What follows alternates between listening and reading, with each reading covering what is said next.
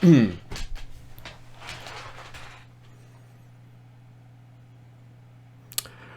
good evening, traders. Hope you're all doing well. Happy Monday. So wanted to give a very quick trade rundown on today's sell. So I made a quick statement yesterday. I think this is really important. I'm just going to read it verbatim. So Monday, I make the main goal just to begin with a winning trade. Just try the best to let it unfold and come to me. I think a common error I see, and certainly I have done a lot in the past, is overenthusiasm to get torn into the markets and end up setting a bad tone for the rest of the day and week by taking the first C-grade opportunity.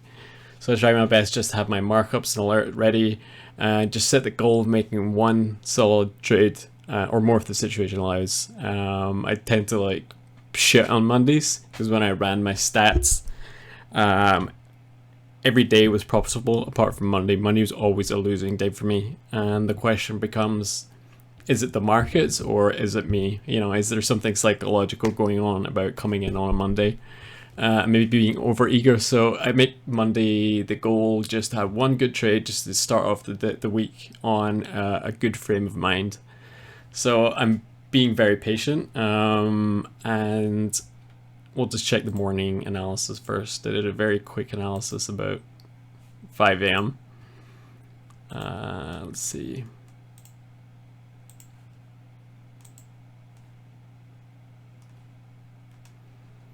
Okay, we've got all our GU and Dixie levels marked up. It looks like we're accumulating in the morning, overnight. We don't know at the moment if this is a distribution or a reaccumulation. It turns out to be a reaccumulation, and this becomes a demand zone later on. We do have all these gaps above on Dixie. At some point, Dixie will have to make that move back up to mitigate this H4 demand. Not today though, it turned out. So my note to self was I wanted to kind of trade out of the side of this range higher up. There was an H1 gap here. I was thinking about trading just below 17.0. And I generally wanted to sell because we had this huge gap overnight that had to be filled, that really unsatisfyingly didn't get filled during the day. So I was a bit wary of going long just in case we suddenly filled that gap. I wanted to sidestep the GU news release because it would probably going to make a big movement, and it turned into a breakout situation. So we'll just check that on TradingView. Yeah, big breakout on GU news release. Then it's kind of ranging behavior. And I come to the screen at New York Open. Okay, 1 a.m. that's commercial open.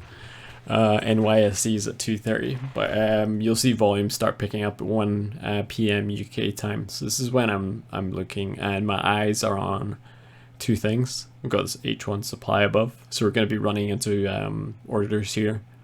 We've got a London high set at 9:33, which is a very important key level.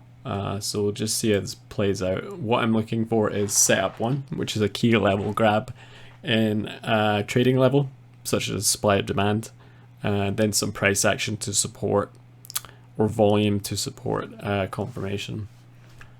So let's play out and see what happens. So my eyes are on a grab above London high, and then maybe try and get a short after that if we can confirm. At this point, it looks very clear it's going to do a grab.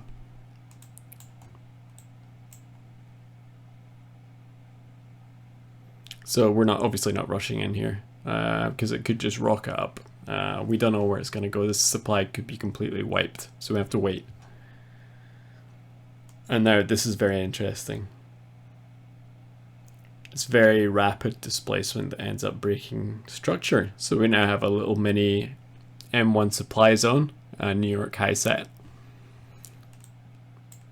So again, just waiting. Occasionally you get V-shaped reversals, okay, where it just goes up, grabs, and then shoots down, and you're left thinking, well, I had no opportunity to get in. And we do have a confirmation for that, where you have multiple bearish imbalances which weren't there in this occasion. So it was a case of waiting.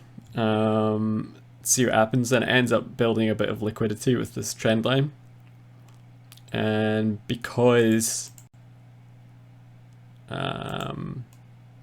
we can't really enter here on this wave at the bottom, right? It needs to come back and mitigate or retest. So I draw a fib just as like a frame of reference.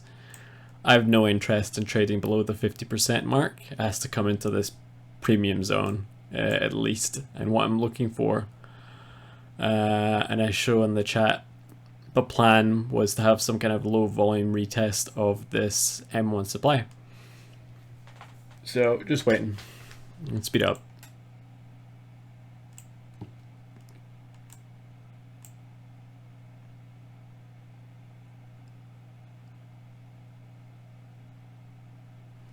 A little liquidity grab, still below the 50% mark. And now this is really important, this move right here.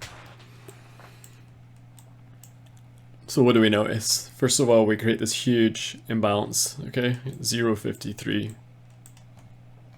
Which I do have somewhere here. So 0.53, that's a big structure break. Again, this becomes what I call a line in the sand. If this level can support price, then it's going to be bullish. But if it rejects it and retests, then you have a good trade and you're good to go short. So that's exactly what happens. And really, I've been studying price action. I'm more of a price action trader than anything else. Volume is relatively new to me. I've only been studying volume for about a year. But I've been studying price action for well over 2 years. And we noticed rejection here. You call that, well, tweezer tops, I guess. And at this point, I'm good to go. I start entering a trade here because of this rejection. But I do state on the chat the proper way to do it is wait for the break below and then the retest, which does happen. So I'm in here already, and then that's your proper area to get in when it comes in and retests. So this was a price action trade. You see this pattern all the time. Key level break, displacement, retest of the supply in the premium zone, and then sell off below a key structure level, and then retest. So that's actually a proper entry. And I ended up getting in quite aggressive around here, just because of my, like, I can just tell with my experience of price action what's happening here. But the safe entry was here on the retest, so that's it. Ended up writing it for 30 pips on prop. You know, that's your next key level, this M15 swing low, so that's a safe place to do it, is the first key level.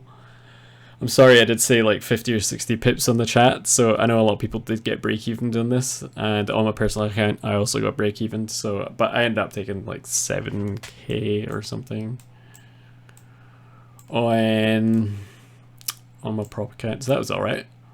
But then it ends up in just wiping more liquidity, and it turns out we're just making this range, which I assume is just a kind of long distribution for the next move, or indeed a reaccumulation. So we'll see what happens tomorrow. We'll try and make a plan. But to me, it was quite a nice little 10R. We had volume, price action confirmation, key level break in supply. What more do you want? And for a Monday, that was good enough. I closed the terminal, no more trades. Yeah, that was it. Very simple. Yeah, so we'll see what happens tomorrow. I'm gonna make a something of a plan. We are going against really strong bullish momentum now, so we're gonna have to be careful not to try and force shorts if it's wanting to go by. Gonna have to be very cognizant of continuation plays tomorrow. But Dixie has a lot of gaps to fill, and I think at some point it's going to make a really rapid move up to retest this H4 supply. Could be tomorrow.